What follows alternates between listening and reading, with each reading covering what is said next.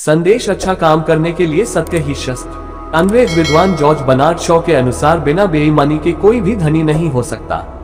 हमारे देश में अंग्रेजी राज व्यवस्था, भाषा, साहित्य, संस्कृति तथा संस्कारों ने जड़ तक अपनी स्थापना कर ली है, जिसमें छद्म रूप की प्रधानता है। इसलिए अब यहाँ भी कहा जाने लगा है कि सत्य, ईमानदारी तथा कर्तव्य निष्ठा से कोई काम नहीं बन सकता। दरअसल हमारे यहाँ समाज कल्याण अब राज्य की विषय वस्तु बन गया है, इसलिए धनिक लोगों ने इससे मुंह मोड़ लिया है।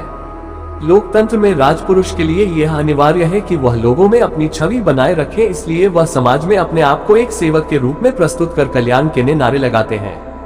वह राज्य से प्रजा को सुख दिलाने का सपना दिखाते हैं। योजनाएं बनती हैं, पैसा व्यय होता है, पर नतीजा फिर भी वही धाक के तीन पात रहता है। इसके अलावा गरीब, बेसहारा, बुजुर्ग तथा बीमारों के लिए भारी व्यय होता है, जिसके लिए बजट में राशि जुटाने के लिए तमाम तरह के कर लगाए गए हैं। इन करों से बचने के लिए धनिक राज्य व्यवस्था में अपने ही लोग स्थापित कर अपना आर्थिक साम्राज्य बढ़ाते जाते हैं। उनका पूरा समय धन संग्रह और उसकी रक्षा करना हो गया है, इसलिए धर्म और दान उनके लिए महत्वहीन हो गया है।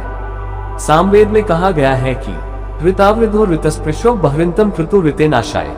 सत्य प्रसारक तथा सत्य को स्पर्श करने वाला कोई भी महान कार्य सत्य से ही करते हैं। सत्य सुकर्म करने वाला शस्त्र है, वार्ष्वर्थ है। सत्य वचनों का विस्तार करना चाहिए। वाचस्पतिर्मर्वस्यत विश्वस्येषान ओजसः। विद्वान तेज हो तो पूज्य होता है। कहने का अभिप्राय है कि हमारे देश में सत्य की बजाय भ्रम और नारों के सहारे ही आर्थिक, राजकीय तथा सामाजिक व्यवस्था चल रही है। राज्य ही समाज का भला करेगा, यह असत्य है। एक मनुष्य का भला दूसरे मनुष्य के प्रत्यक्ष प्रयास से ही होना संभव है, पर लोकतांत्रिक प्रणाली में राज्य शब्द निराकार शब्द बन गया है। करते लोग हैं, पर कहा जाता है कि राज्य कर रहा है। अच्छा करे तो लोग श्रेय लेते हैं और बुरा हो तो राज्य के खाते में डाल देते हैं। इस एक तरह से छद्म रूप से ही हम अपने कल्याण की अपेक्षा करते हैं, जो कि अप्रकट है। भारतीय अध्यात्म ज्ञान से समाज के परे होने के साथ ही विद्वानों का राजकीयकरण हो गया है।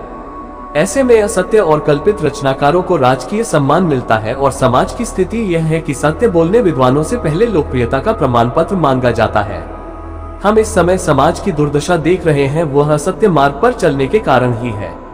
सत्य एक ऐसा शस्त्र है जिससे सुकर्म किए जा सकते हैं।